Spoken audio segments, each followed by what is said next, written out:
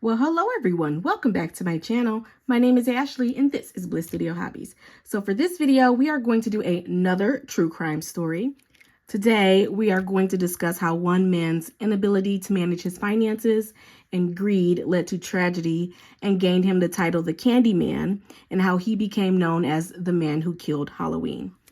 All right, guys, so this is going to be your warning. This is a true crime video, so I am going to talk about mature topics, true crime cases, crime scenes, and everything involving the true crime case. So this video may touch on some touchy details, and this may not be the video for you if true crime is not your type of thing. If it's not, I'll see you guys next time. If it is, stick around. I just wanted to put that warning out there and let you know that viewer discretion is advised. Also, I am not talking about these cases to make light of the situation or to poke fun at it. This is merely just a true crime video, and it is comprised of information that I have found on the internet by looking at police reports, news articles, other videos, and things like that. I am telling this true crime story to bring awareness to the case and not to poke fun or to make light of the situation. So I am still working on this art dot diamond painting, the colorful butterfly that I kitted up for the DVAM 2023 Domestic Violence Awareness Month event. I am still on the same spot I was on my last true crime story. I have not diamond painted at all since that time. And I made no progress. I am working with this beautiful diamond painting pen. I love the wood and the purple. I think it came from a hand-turned shop. The name escapes me. I will put it on the screen. It was a shop that has a Facebook group, and you have to put mine in the comments, and then they do a number generator, and they'll let you know, tag you if you are chosen or not. I will put it on the screen. I can't remember the name, TJ's Pen Turning or something like that. And then I have my Bella Art Day Nicole tray, the smaller one. I have a diamond painting cover minder from Bliss Studio Shop on Etsy, and cover minders Saban on Etsy, and my release papers from Crafts with Crashly. So let's get started. As I said, I got nothing else done. I'm on the same spot I was on last time we chatted about a true crime story. I am working with P3755. This is so cute. Love this blue color and the sparkle in that AB. So I'm going to work with those first, and we are going to get started. So Ronald Clark O'Brien was born October 19th, 1944. He lived in Deer Park, Texas, with his wife, Daneen O'Brien, and his two children, Timothy and Elizabeth O'Brien. Timothy was born April 5th, 1966. He was 8 years old. And his little sister, Elizabeth, was born in 1969, and she was 5 years old, around 5 years old at the time. Ronald, the father, he worked as an optician. An optician is a person, who fits eyeglasses and contact lenses for people who need them. He was also very active in his community. He was a deacon at the Second Baptist Church in his town, and he was also a part of the choir. And he even helped people with transportation by running a local bus program. So he was active in the community. He portrayed himself as an upstanding guy. But little did everyone know, he would stop at nothing to maintain his lifestyle. He had $100,000, over $100,000 worth of debt, which would be, I put it on the inflation calculator, and it said that it was over $2 million today. For his time, he was $100,000 in debt, and turns out he would stop at nothing to keep up the facade that he was doing well.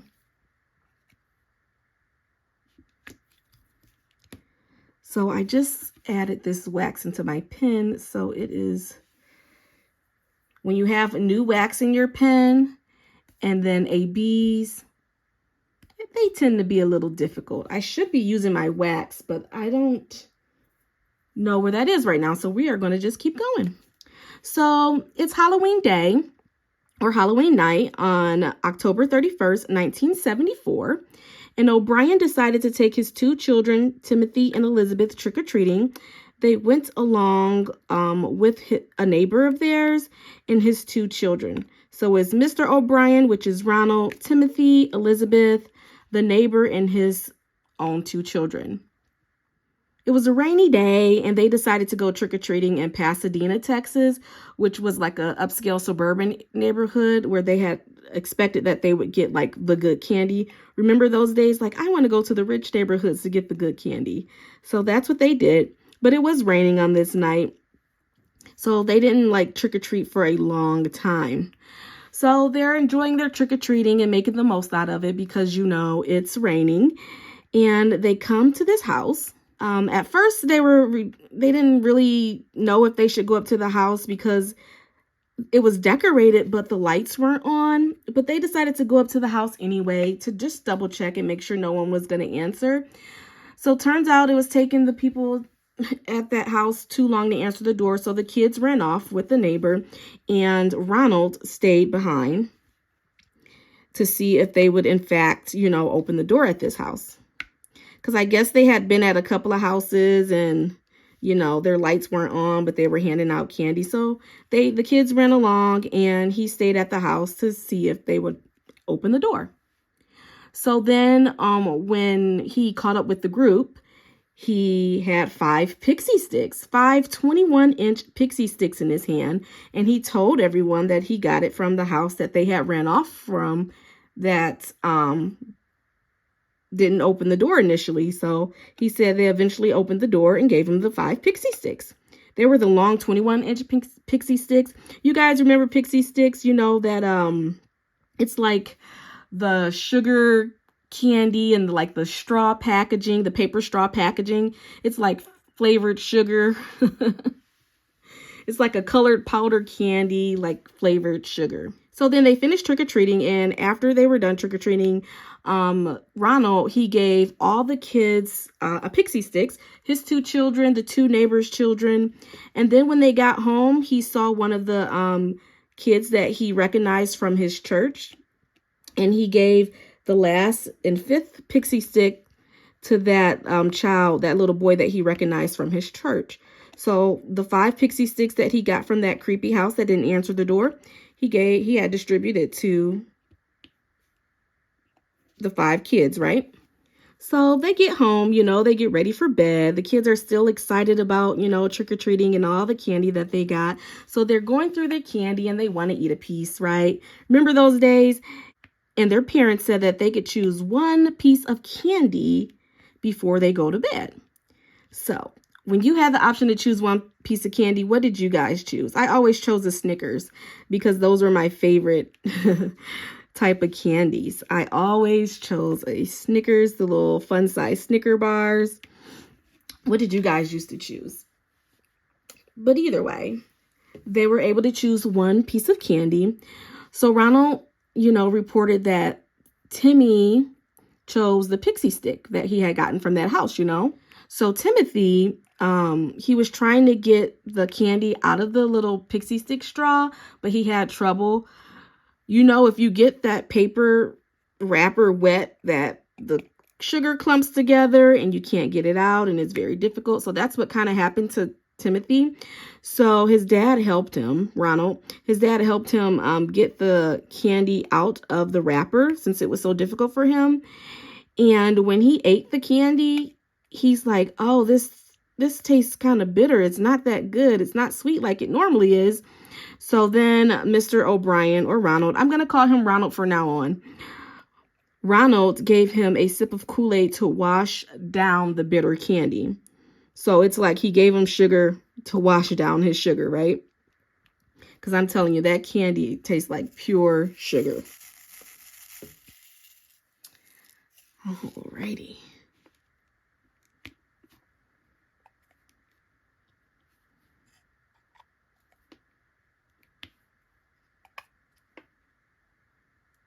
All right, so Ronald gave Timothy some Kool-Aid to wash down the pixie stick since it was so bitter. So after eating the candy, Timothy, he began to complain of a stomach ache. He's like, my stomach hurts, that weird candy. So he ran to the bathroom and he began vomiting.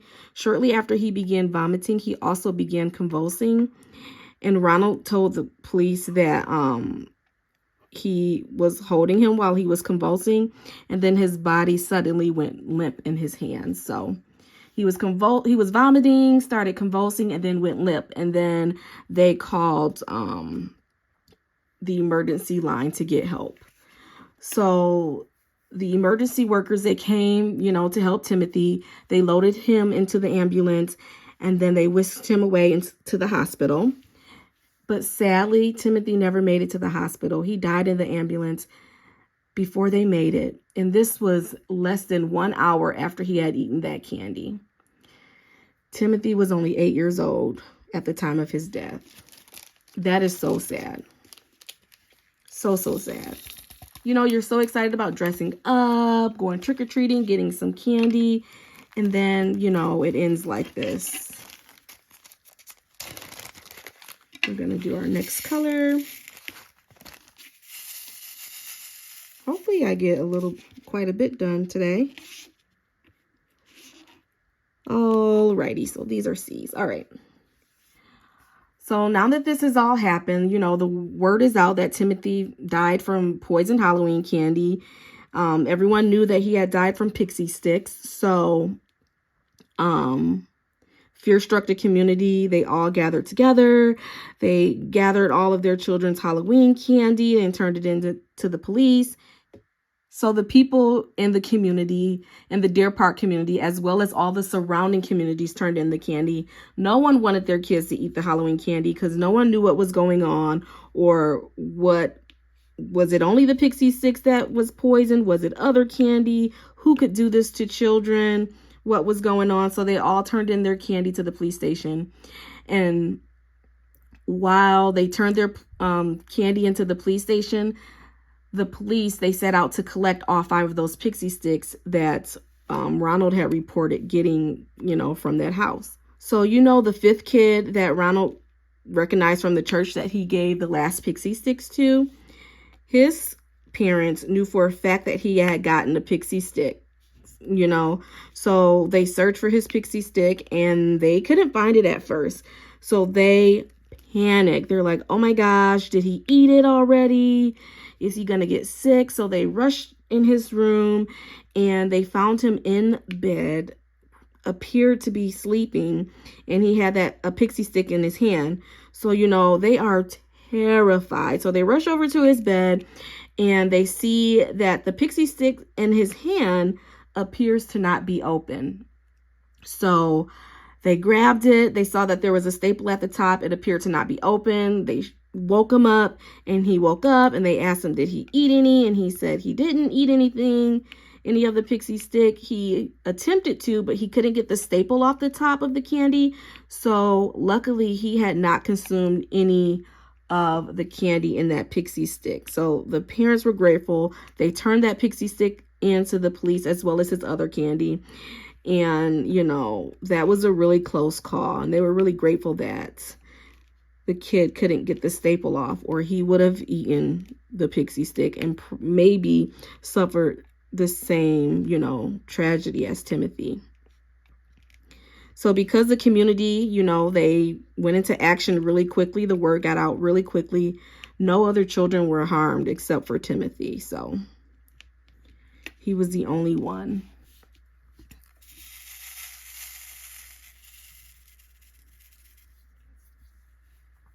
So all 4 of the remaining pixie sticks were recovered. And then, the autopsy came back for Timothy, and it showed that he had died from a fatal dose of potassium cyanide in his system. He had enough potassium cyanide in his system to kill 2 adults. So, and he was an 8-year-old child. So that's how much potassium he had ingested. So potassium cyanide, it's a colorless salt. It's similar in appearance to sugar. So now we know why Timothy had said that the candy didn't taste quite right. It's because it was filled with potassium cyanide instead of the sweet treat that he thought he was going to enjoy. go. So now they examined the remaining candy, and they found that all of the candy, the pixie stick candies, they had been opened. In the top 2 inches, you know, these were 21-inch pixie sticks, the really long ones. I'll put a picture of the pixie sticks on this screen just in case you don't know what I'm talking about. But they were the really long 21-inch pixie sticks. So when they examined them, they found that they had all been opened, and the first 2 inches of each stick had been removed and replaced with the cyanide. And then there was a staple placed on top to reseal the candy. So they had all been tampered with. They tested the amount of cyanide poison in this pixie sticks, and it found that all 4 of those remaining sticks had enough potassium cyanide in it to kill 3 to 4 adults. That's insane. That is insane. It's a good thing that like none of the other kids ingested this poison, you know. So now that all of this is coming back, you know, the police are investigating, everything's starting to unfold. Everyone is like, who would do this? What's going on? You know, the community wants answers. They want to make sure that their children are safe. And, you know, it kind of ruined Halloween, you know. Like, no one wants to put themselves or their children at risk for anything, let alone candy, right? So, you know, the police are investigating, and they were looking into where the pixie sticks had come from. So they went back to Ronald, and they asked Ronald, like, what house did you say you got the pixie sticks from? And initially, he told the police that he didn't remember where he had gotten the candy from. But then the police, you know, they became suspicious because, you know, remember when I told you guys it was raining on that Halloween night? Ronald and the neighbor both reported that it was raining and that they had only took their children trick-or-treating on 2 blocks. So between 2 blocks, you know, why aren't you trying to assist the police and help us figure out where you had gotten this poisonous candy that, you know, killed your son, right? So he's like, oh, I don't know. I can't remember, you know. And, you know, that is kind of odd. So the police, you know, they're investigating. They found out that all the people that reported going trick-or-treating in this neighborhood that Ronald and the neighbor had reported going trick-or-treating in, no one else had pixie sticks. No one else handed out pixie sticks. There were only the 5 pixie sticks. So why was it only 5 pixie sticks? And there was lots of children that went trick-or-treating in this area. You know what I mean? You know, had the neighbors who reported that they didn't give out pixie sticks, had they lied? Was something else going on? Was it one of the parents that, you know, of the children who had the pixie sticks?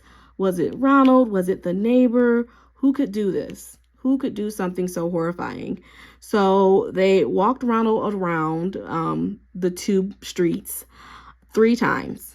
Walked him around, and walked him around. And after the 3rd time of them walking around, Ronald miraculously remembered the house where he got the pixie sticks from. He told the police that there was a man who had answered the door. And he didn't see the man's face. The man had only reached out his hairy arm and dropped the 5 pixie sticks into his hand.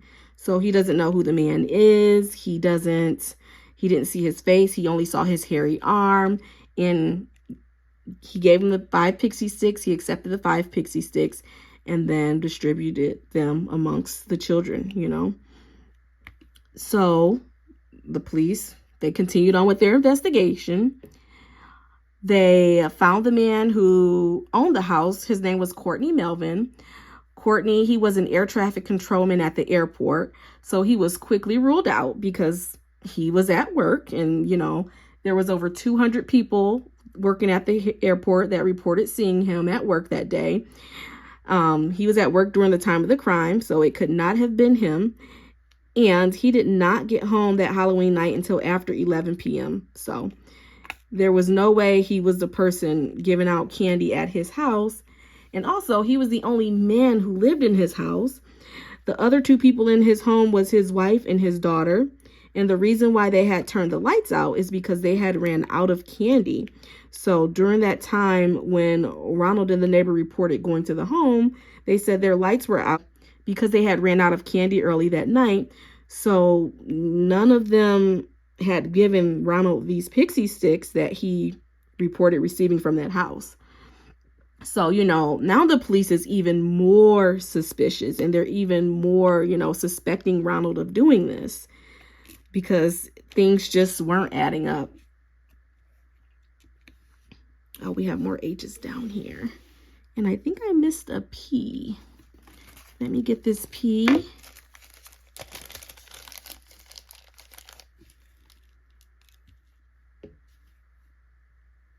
There we go. I'm getting a little bit done.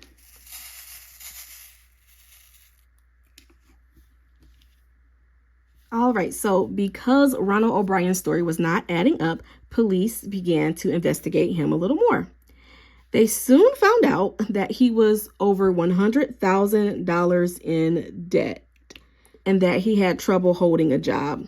They found out that Ronald had 21 jobs in the past 10 years leading up to the crime, and he was even close to being fired from his current job for suspected theft. So he had a long history of not being able to keep a job, stealing from his jobs, getting fired, and things like that. So now they were really looking into him.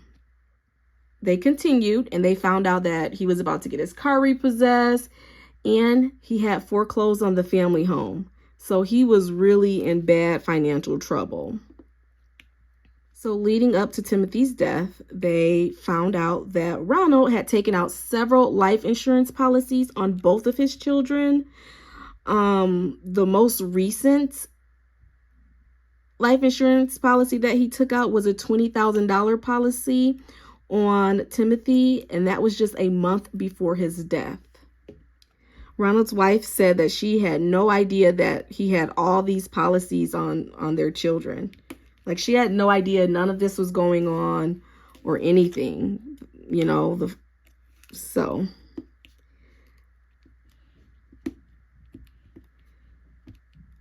That's crazy. How was he able to hide all of this from his wife? But I do understand people hide things like this all the time. This isn't the first case or the last case of, someone hiding financial troubles from their spouse.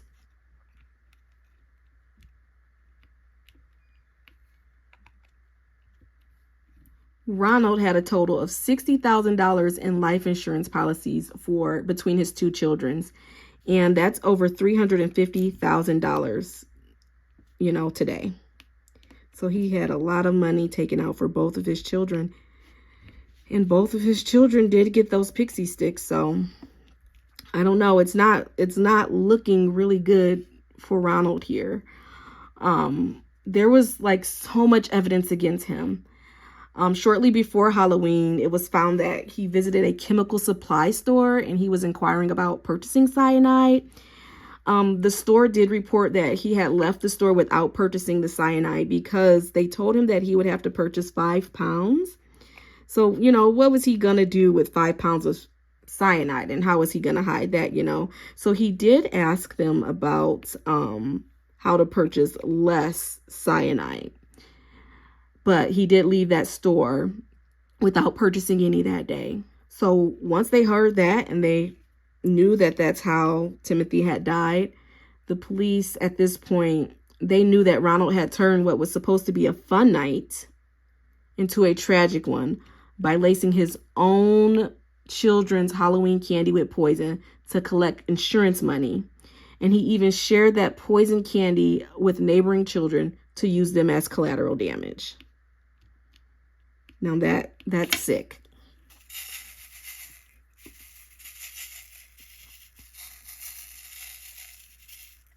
So with all this evidence stacked against Ronald, he was arrested on November 5th, 1974. That's pretty quickly after the incident on October 31st. So he was arrested for the murder of his son, and he was charged with 1 count of capital murder and 4 counts of attempted murder. for each pixie stick that he distributed to the children.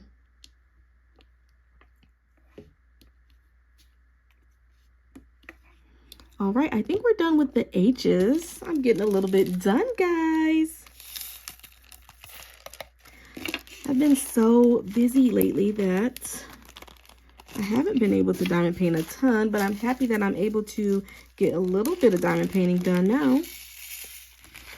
Just changing out the color and then we will finish. We are on E. So let me find my E's. Oh, I missed a C. Let me get that C really quickly.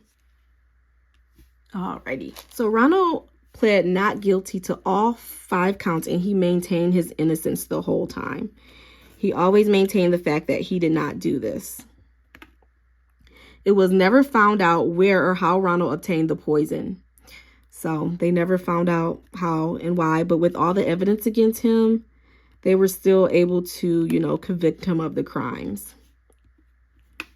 His trial began on May 5th, 1975. And then when his trial began, people were coming out of the woodwork to testify against Ronald. They were disgusted about what he had done to his own child. And everyone, you know, several people testified against him. You know, several of his coworkers testified against him. And they spoke about how he would always talk about cyanide in the coming months. And he would talk about specifically how much cyanide it would take to kill a person. So he was at work talking about that type of stuff. So he had an acquaintance that was a chemist, and this chemist testified that Ronald also discussed with him how much cyanide it would take to kill a person. So he was really like talking about specifically potassium cyanide with lots of people. The shop owner even testified and talked about how Ronald had asked where he can get smaller quantities of cyanide poisoning because he didn't want to buy that large quantity at his store. And then Ronald's wife also testified against Ronald. And you know what she said? She said that her son Timothy did not even want to choose the pixie stick as his candy choice. Ronald had forced him to choose the pixie stick. That's just heartbreaking. Like, he didn't even want to choose that candy as his choice. So at that point, Ronald, you know, he had a chance to like say, okay, this is crazy. I'm not going to do this. But no, he forced his son to make that his candy choice. And even when his son had difficulty getting the candy out, helped him pour the candy into his mouth. And you guys know the rest. So several family members, they also testified that Ronald was like at his son's funeral boasting about how he was going to use Timothy's life insurance money. He was going to use it to take vacations and buy other lavish things. And then the police found out that Ronald called the life insurance company the day after Timothy's death and asked about collecting the life insurance policy. That's sick. Now that's sick. That's sick. But he still maintained his innocence and said he didn't do it. He said he didn't do it. Yeah, and the family said that he didn't even seem to be grieving Timothy's death. All he was concerned about was the money. What a monster.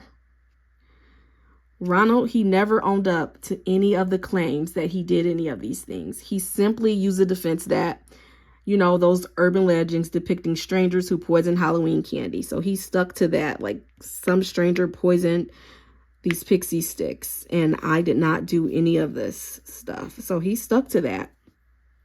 On June 3rd, 1975, the jury took 46 minutes to find Ronald O'Brien guilty of all of his charges. Thank goodness.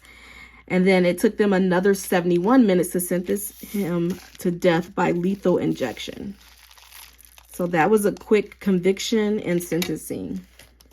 46 minutes to charge him, 71 minutes to sentence him to death. And shortly after Ronald was convicted, his wife filed for divorce. She remarried after that, and then her new husband adopted their daughter, Elizabeth. So after his conviction, Ronald, he was held at the Ellis unit in Huntsville, Texas. I'm looking for Z's. Here we are. In Huntsville, Texas, he was shunned and despised by the other inmates for what he had done. He was all alone in jail, and he had no friends, which people don't take kindly to people that go to jail for harming children. So he had no friends in jail. He was shunned and despised, as it should be, you know. This was just so selfish and greedy, and it's disgusting. Ronald had several execution dates after his, sentencing. One judge even sentenced him to his execution on Halloween, October 31st, on the 8th Halloween anniversary of his son's death. But Ronald appealed. His lawyer appealed the dates that he got several times. And you know what they said when they were appealing these death sentencing? They were saying that death by lethal injection was inhumane. And I'm like, no. You know what was inhumane, though? Poisoning your 8-year-old son for insurance money. That's inhumane. When I read that, I'm like, what? It's inhumane? Okay. So on March 31st, 1984, shortly after midnight, Ronald O'Brien was executed by lethal injection. At his execution, there was approximately 300 people gathered to watch. Many yelled trick or treat as he was executed, and some threw candy at the anti-death penalty demonstrators. So there were people protesting that was against the death penalty there, as well as some supporters of the death penalty. And they threw candy at the anti-death penalty demonstrators. And I'm like, this is not, I know some people don't believe in the death penalty, but I don't think this is the case to to protest that. But everyone is different. Everyone is different. And Ronald maintained his innocence the whole time. He maintained his innocence. So he never admitted to what he had done. This is a sad, sad case. It soured Halloween for that community and the surrounding communities for a long time. For a long time. I couldn't even imagine. That's such a horrific way, to die as well. Painful. For an 8-year-old boy, and for him to poison, both of his children and take out all those life insurance policies, and to inquire about poison and how much it'll take to kill a person and this and that. And that's just horrible. Just horrible. That is the end of the case. So Ronald was coined the Candyman and the man who killed Halloween after his actions that night. So that is the end. I got a little diamond painting done. That was a pretty short case, pretty short and straightforward. I got a little diamond painting done today. Not much. Hopefully, today is like the 19th, October 19th. Yes, this video will go out tomorrow. I'm going to edit it. I'm going to edit it and get it posted. So today's the 19th. I am still on my first square. Hopefully, I am able to finish this diamond painting by the end of the month. There's one more diamond painting that I want to work on before the end of the month. I don't know if I'll get to it. This month has been crazy busy. I just wanted to take a moment to say thank you guys for 1,000 subscribers. I really, really appreciate that. I do plan on having some kind of video or some kind of celebration, but it will be in November because, like I said, I'm super busy this month. I'm going to have some type of giveaway, some type of video or celebration or something like that. And I thought I would do it in November because November is my birthday month as well. So we can just celebrate all month long with everything. So thank you guys so much for joining me for this video. That's all I have for you today.